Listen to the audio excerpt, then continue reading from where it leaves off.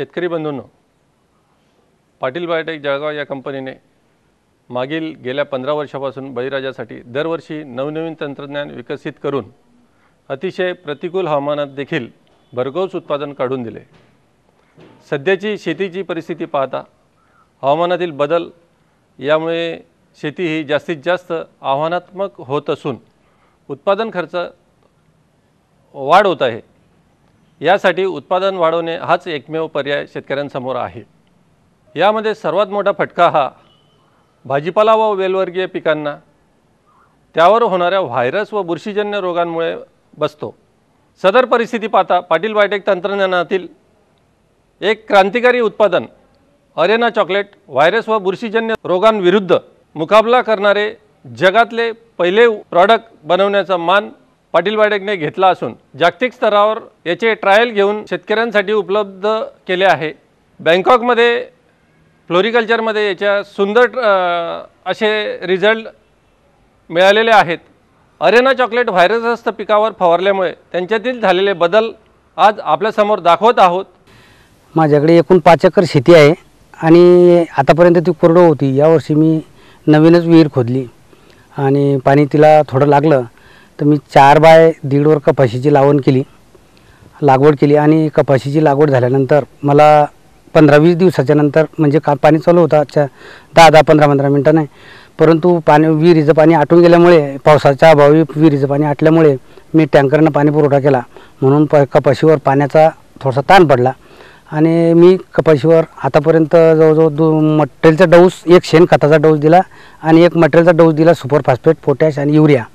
यामुळे काय झालं की माझ्या कपाशीची वाढ झाली, परंतु मध्ये एक 8-10 दिवसापूर्वी माझ्या कपाशीवर म्हणजे एकदम लाल पानं पडत असल्यामुळे एक दिवशी मी असं पाहिलं तर ते 40 ते 45 झाडं लाल पडलेली होती आणि म्हटलं पाहून घरी आल्यानंतर दुसऱ्या दिवशी पुन्हा शेतात गेलो तर 150-200 झाडं एकदम लाल पडलेली होती। तर मी पुन्हा त्यामुळे मी जामनेरला आलो आणि एका औषधाच्या दुकानात म्हणजे क्रांती ट्रेडरवर मी औषधं काय मारावं म्हणून असा सल्ला विनिमय केला, तर त्यांनी मला अरेना चॉकलेटचे फवारणी करा असे मला सल्ला दिला। त्यामुळे मी जवळजवळ 15 चॉकलेट घेऊन घरी गेलो आणि त्याच दिवशी मी एका पंपाला 1 चॉकलेट असं 12 पंपाचा मी फवारणी केली आणि पंपाची फवारणी झाल्यानंतर दुसऱ्या दिवशी शेतात जाऊन पाहतो तर जेवढे कपाशीची झाडं जे लाल पडलेली होती त्याच्यापैकी वरच्या शेंड्यावर दुसऱ्याच दिवशी मला त्याचा परिणाम जाणवला की एकदम म्हणजे शेंडा जो लाल पडलेला होता तो हिरवा पडत चालला होता आणि दुसऱ्या दिवसानंतर म्हणजे एकही पान मला लाल त्यावर आढळलेलं नाही। तर या अरेना चॉकलेटचा फरक जो लवकरात लवकर हे झाला, फरक जाणवला, त्याच्यामुळे मला त्या खर्चाची खूप बचत झाली। या अरेना चॉकलेटमुळे बहुतेक म्हणजे या लाल पडणाऱ्या कपाशीवर जो लवकर हे होतो, कवर होऊन जातं ते लाल पडणारे, तर ते अरेना चॉकलेटच मारावी असे मी इतर शेतकऱ्यांना सुद्धा सल्ला दिलेला आहे आणि माझ्या शेजारीसुद्धा बाकीच्या लोकांचे लाल पडल्यामुळे त्यांनी उशिरा फवारणी केली, परंतु एकाने अरेना चॉकलेटची फवारणी न केल्यामुळे त्याचे काही अद्यापपर्यंत लालपणा गेलेला नाही, तो अजून लालपणा होता। त्याच्यानंतर त्याने दुसरी फवारणी करून ते अरेनाची फवारणी त्यांनी केली सुद्धा, ते सुद्धा हिरवे झाले।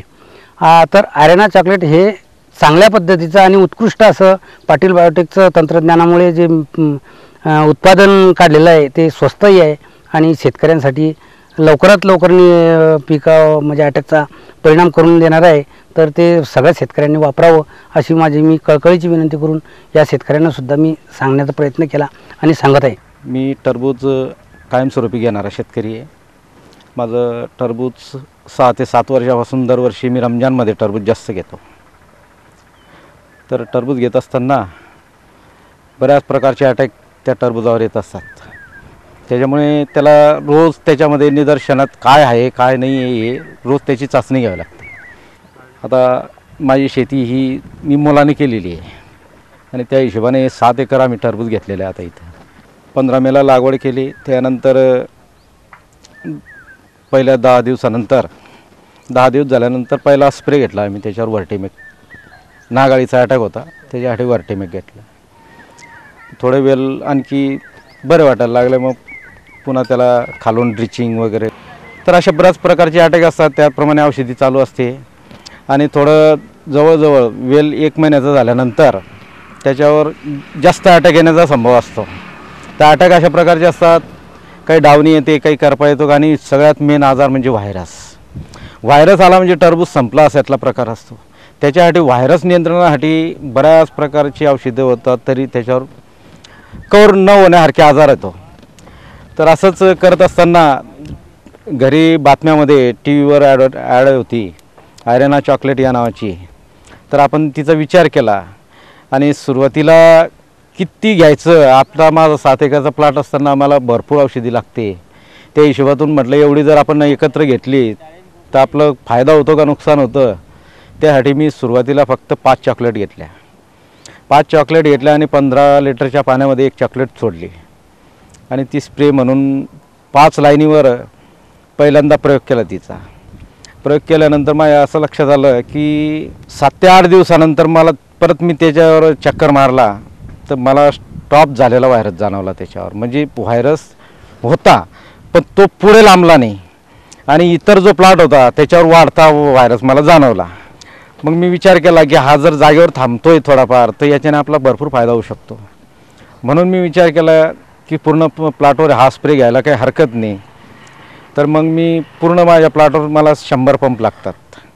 मग मी प्रत्येक पंपाला 1 चॉकलेट म्हणून असे 100 चॉकलेट दुकानावरनं घेतल्या आणि स्प्रे केला. स्प्रे केल्यानंतर मग त्याच्यावर बघितलं काय निष्कर्ष आहे काय नाही. तर मला आज माझ्या प्लॉटवर एक सुद्धा झाड माझं व्हायरसचं नाही आहे. आणि जर आपल्याला खरोखर व्हायरस या नावाची चीज थांबवायची असली तर चॉकलेट शेतकऱ्याने घ्यायला पाहिजे असं माझं मत आहे. मला असं वाटतं जर कोणाच्याही शेतामध्ये व्हायरस, आता हा बऱ्याच पिकावर येत असतो, भेंडीवर येत असतो, मिरचीवर येत असतो, वेलवर्गीयवर मालावर तर खूपच जास्त असतो. त्याच्यामध्ये टरबूज झालं, गंगाफळ झालं, परत मिरची झाली, या पिकांवर व्हायरस जास्त येतो. त्याच्यामुळे माणूस खूप त्रस्त होतो.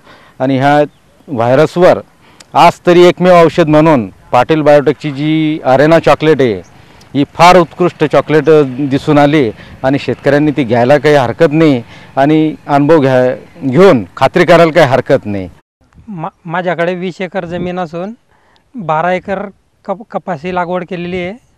उन्हाळी 1 जूनला समजा ती 5 एकर समजा 7 जूनला आणि 9 जूनला 2 एकर अशी 12 एकर उन्हाळी लागवड केली असून ज्या क्षेत्रामध्ये 1 जूनला लागवड केली होती त्या क्षेत्रामध्ये बुरशीचे प्रमाण लाल्या हा प्रकार आढळून आल्यावर आरेना चॉकलेटची माहिती मिळाली आणि प्रतिपंप 1 चॉकलेट फवारणी केली.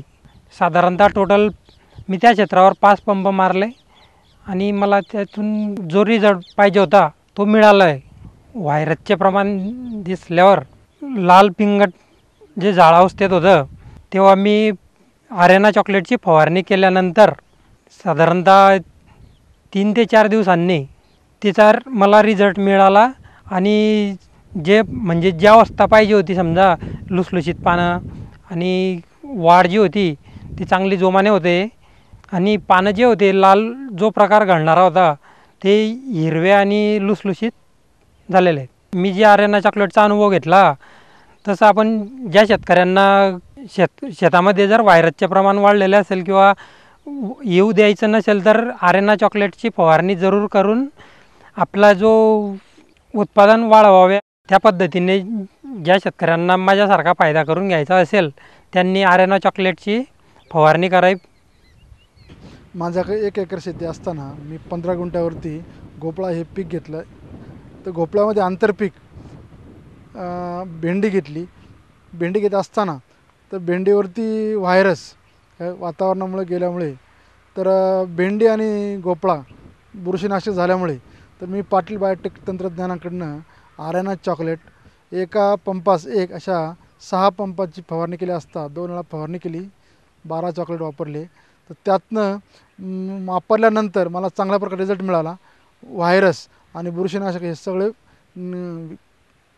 विकार निघून गेले आणि माझा आजही प्लॉट पूर्ववत चांगल्या अवस्थेत आहे आणि आजही फळाची लागण चांगल्या प्रकारे आहे. मी 3-4 तोडणी केली असता मला 10 ते 12 कॅरेट मिळाले.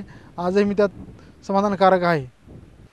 मी आरेना चॉकलेट वापरल्यानंतर काय जे झाडी भेंडीची जी पानं भोपळ्याची पानं छोटे होते आणि जे मकडल्या होते गोळा झालेली होती त्यानंतर वापरल्यानंतर एकदम फ्रेश झाले आणि छान झाले. तर आजही पूर्ववत भोपळा झालेला आहे.